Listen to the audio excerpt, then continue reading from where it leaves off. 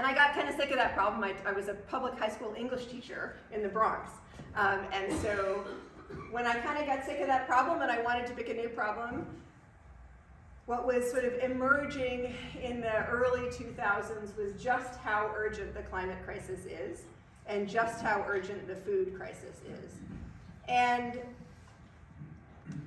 land access is incredibly difficult. So if you're a young person and you decide to be a farmer, figuring out how you can get to farmland is actually incredibly complicated and almost an impenetrable obstacle at this point in New England. But my family has this farm in Ridgefield, right? So it's not exactly prime one class farmland. It's steep and it's rocky and it's not, the most arable soil in the state. But it occurred to me that if I wanted to farm, that the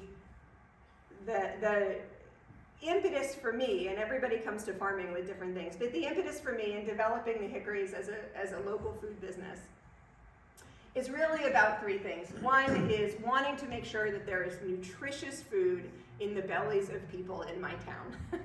And seeing the way in which our food system compromises our health and compromises the safety of our community means that growing nutritious products and doing that in a way that actually respects people and respects the planet was a huge problem. No one actually knew how to do this.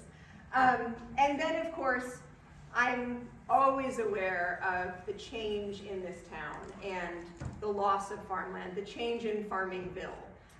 When I started farming, came back to Ridgefield to start farming, whatever it was, 17 years ago, we were really the only farming operation, for-profit farming operation left in this town. There was one left.